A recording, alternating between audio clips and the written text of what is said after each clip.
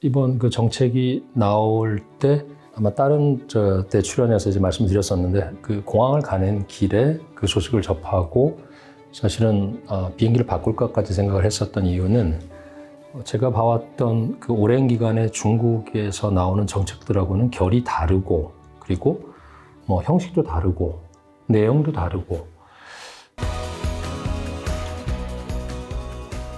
안녕하세요. 신영관의 상하이 클래스 구독자 여러분. 오늘은 저희 캡틴 신영관 대표님 모시고 새로운 오신 분들이 많은 것 같아요. 그래서 구독자분들께서 궁금하실 만한 것들, 또 현재 중국 시장에 대한 것들 여쭤보고자 하겠습니다. 안녕하세요.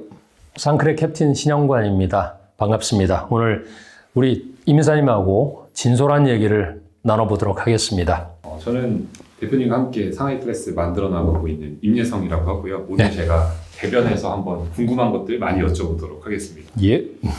먼저 저희 채널명 자체가 상하이 클래스입니다. 네. 왜 상하이 클래스인지도 좀 궁금해요. 차이나 클래스도 될 것 같은데. 그렇죠. 클래스라는 이름 자체는 제 주변에 이제 계신 분들이 제가 평소에 중국에 대해서 이제 많은 얘기를 하다 보니까 그런 부분에서 이제 유튜브 채널을 한다고 했더니 그런 조언을 해서 했던 거고, 앞에 부분은 제가 실제 상하이에서 16년째, 17년? 네, 16, 17년을 갖다 거기 살고 있기 때문에 사실상 제 직장 생활의 대부분, 그리고 또 물론 북경도 제가 3년 넘게 있었는데, 어쨌건 상해에 대해서는 제가 애정과 여러 가지 이제 감정들이 있어서 그래서 붙였습니다. 그래서 상하이 클래스에서 어떤 백그라운드를 상하이로 해서 하는데, 제가 볼 때 중국이라는 나라로 하게 되면 너무 크고, 그런데 상하이라는 도시로 딱 줄였을 경우에는 굉장히 모던한 것도 있지만 상당히 좀 앤틱한 것도 있고, 그런 것들이 이제 여러 가지 모습이 있어서 큰 틀에서 중국을 대변할 수 있는, 그리고 앞으로 중국이 발전해가는 방향이 상하이이기 때문에 저는 그런 부분이 굉장히 많은 걸 어필할 수 있을 것 같아서 그렇게 이름을 지었습니다. 상하이라는 도시가 중국을 좀 압축해놨다라고 봐도 되나요? 그렇죠. 네, 제가 볼 때는 21세기, 19세기가 세계의 그 세기가 공존하는 그런 공간적인 개념 또는 시간적인 개념이 다 있어서 굉장히 몽환적인 도시이기도 하고, 그래서 그들도 그 상하이라는 도시를 마법의 도시 또는 좀 몽환의 도시, 이렇게 자기들도 그렇게 표현을 합니다. 예. 네, 알겠습니다. 저희가 중간중간에 좀 사담스러운 것도 많이 여쭤볼 건데 괜찮으실까요? 아유, 그게 자연스럽고 좋죠. 네, 알겠습니다. 고맙습니다. 아마 최근에 이제 저희 상하이 클래스 구독해주신 분들께서는 아마 궁금하신 것들이 중국 증시일 것 같아요. 그래서 증시 얘기도 하면서 중간중간 중국 얘기 같이 좀 하도록 하겠습니다. 알겠습니다. 이번에 부양책이 나왔는데 나오고 나서 이제 조금 많이 다뤄지다 보니 부양책이 나왔구나, 중국 주식 뜨고 있구나는 알게 있는데 왜 나왔을까에 대해서 그냥 주가가 저평가됐으니까 뛰어야 되니까 정도로 이제 좀 귀결시키는 것 같아요. 네. 어떠한 좀 이면의 내용들이 있는지 궁금합니다. 정책적으로, 정치적으로, 경제적으로.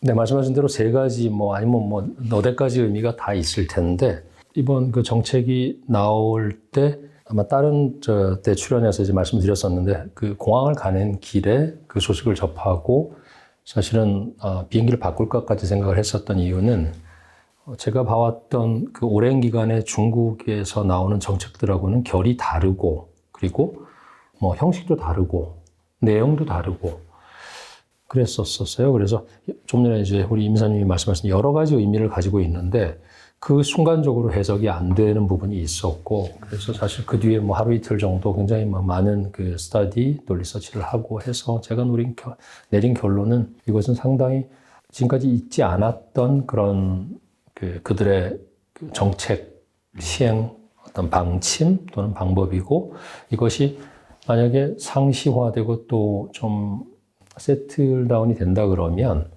많은 변화를 가져올 수 있겠다. 그런 생각을 사실 굉장히 지금도 그렇게 깊게 하고 있습니다. 그것은 이제 한마디로 말해서 그 삼부 요인들이 나와서 그게 더 중요하다 이런 정책들도 많이 이제 그 해석들을 하시던데, 제가 판단할 때는 그 세 명이 나와서 그 후속되어질 정책들도 예측이 가능했었고, 그리고 그것이 만들어갈 변화에 대해서 중국, 특히 이제 우리 자본시장 또는 이 많은 분들이 우리 이제 구독자분들 또는 동반자분들께서 보시는 중국 증시의 어떤 변화 부분까지도 제가 유추할 수 있어서 그래서 굉장히 크게 느껴졌었어요. 네. 그럼 말씀하신 것처럼 이전에 좀 없었다라고 했는데, 네. 근데 투자자 입장에서 좀 기억할 수 있는 거는 후강통이 열렸을 때, 네네. 2006년까지 네. 상해 A가 가는 거를 경험하고 그때 아마 구독자분들 기억하시는 분도 있을 거예요. 중국 뭐 이렇게 정확한 명칭할 수는 없지만 도서가 정말 많이 나왔어요.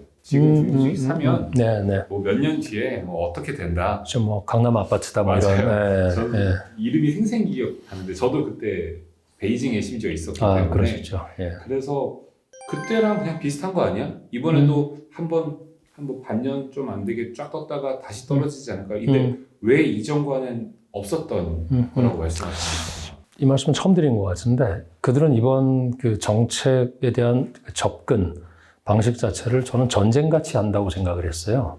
그러니까 그냥 정책이 하나 나왔다 이런 것이 아니라 없었던 것이 뭐냐면 조금 전에 말씀하신 대로 뭐 그 국유주 개혁이라든가 또는 후강통일 열렸다든가 아니면 외국인 투자자들을 뭐 추가로 개방하기 위해서 뭐 QP라든가 RQP 같은 제도들을 만들어 그거는 사실 이런 점진적이면서 조금씩 그 자기들 시장을 개방하는 그런 과정이었다고 보면 사실 진정한 개혁은 안에서 일어나는 거잖아요.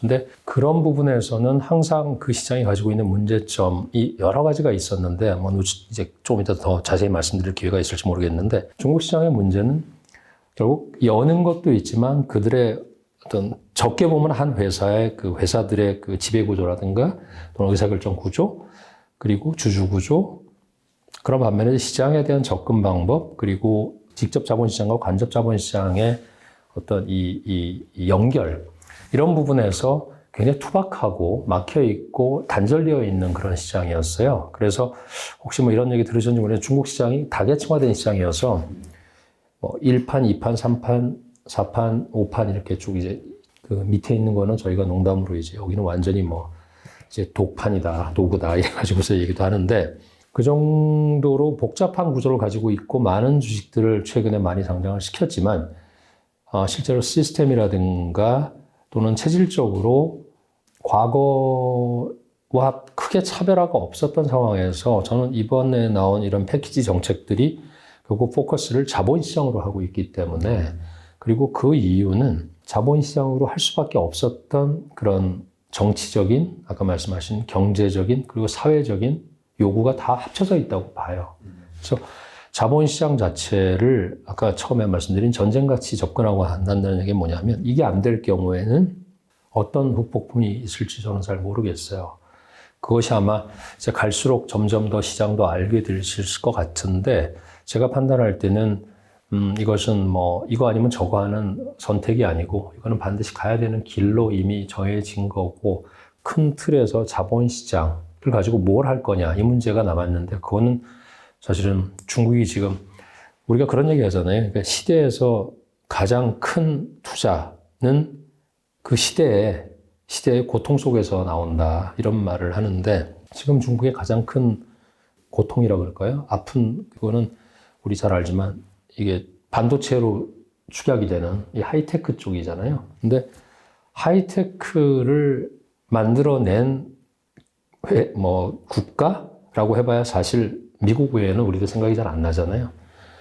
근데 그들은 미국으로부터 이런 프레스나 아니면 굉장한 챌린지, 심지어는 막 이런 압박까지 많이 받고 있고 거의 반전쟁 상태지만 학습 능력이 뛰어난 그런 집단들이기 때문에 그런 부분을 가지고 아마 미국을 스터디를 엄청나게 했을 겁니다. 어떤 나라보다.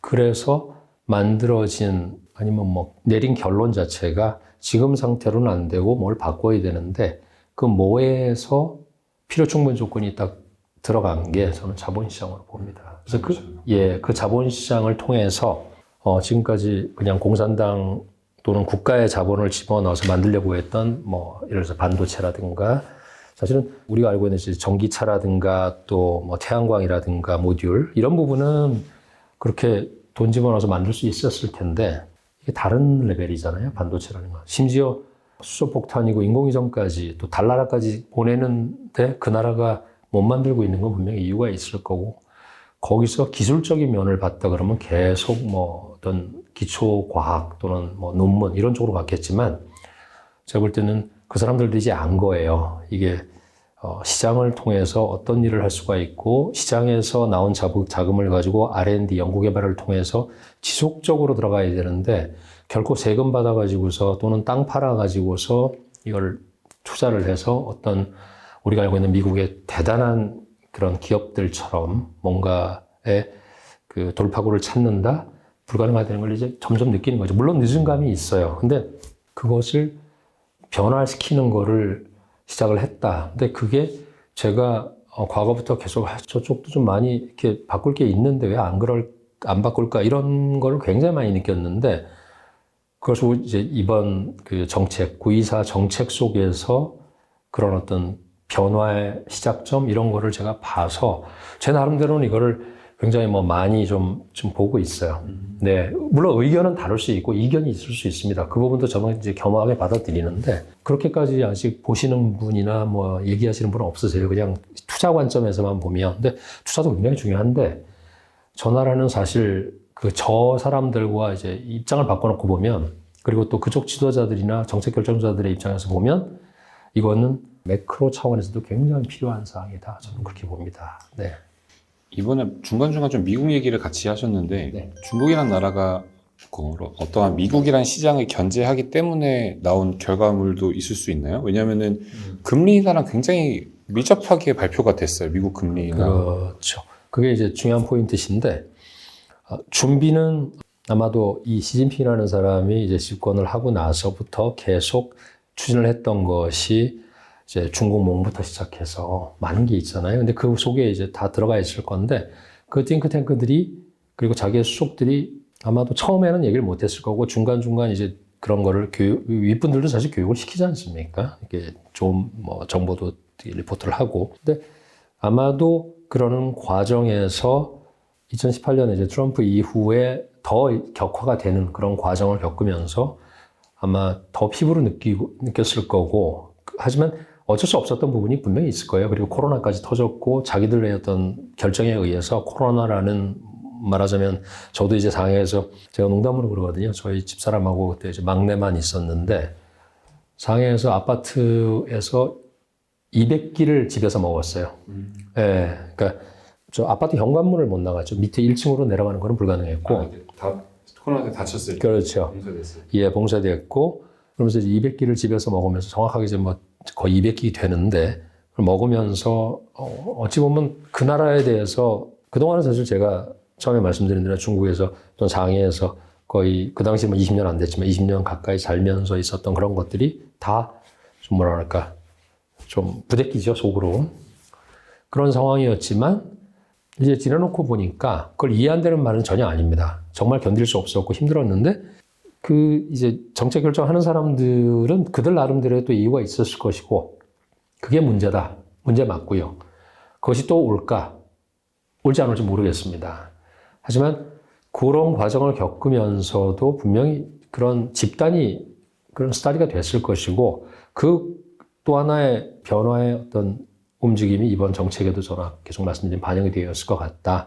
그런 건데 왜 그럼 이 타이밍이냐 이사님 질문하신 것처럼 그동안은 한다고 해도 효과가 반감되거나 아니면 이게 전쟁같이 한다 그랬으면 자기들의 어떤 그런 화력 자체가 최대화할 수 있는 걸 기다렸다고 보면 미국의 그 금리 인하라는 게 단순히 금리 50bp 내린 게 아니잖아요. 돈의 방향이 이렇게 틀어지는 미국이라는 나라가 그런 결정권을 있는 나라니까 거기에 따라서 아마 준비되어 왔던 것들이 예를 들어서 뭐 100개가 있었다 그러면 한 90개 준비됐다 그러면 해도 되겠다는 판단을 했을 것이고 거기에 따라서 이제 그 금융잠수장으로부터 시작이 됐고 그 뒤에 이제 이 시리즈로 쫙 정책이 지금 준비하고 나오고 있는 상황이죠. 예.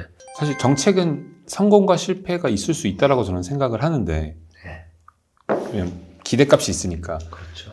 이번 정책이 기대하는 좀 결과값은 어떤 거고 거기에 대한 성공의 좀 퍼센테이지 같은 것도 좀 궁금할 것 같아요. 왜냐면은 사람들이 많이 좀 보시는 게 중국은 뭐 100년씩 뭐 정치를 짠다, 정책을 뭐 계획을 한다라고 하지만 중국도 그렇고 사실 뭐 1대1로 때도 정말 대단한 무언가 바뀔 것 같았는데 사실 크게 바뀌지 않았던 것 같기도 하고 그래서 이번 정책은 과연 결과값은 무엇이고 기대값은 퍼센테이지 성공 확률 이런 것도 좀 생각하시는 게 있나요? 그건 아마 뭐 우리 이 박사팀을 많이 갖고 계신 정부기관이나 또 학교에서 하실 일 같고, 근데 굉장히 어려운 질문이지만 제가 투박하게 쉽게 뭐 제 나름대로 이제 해석을 한다고 하면 제가 판단할 때는 이 속에 들어간 것이 설사 실패를 하더라도 실패 기준이 뭔지 모르겠어요. 근데 실패를 하더라도 의미가 상당하다.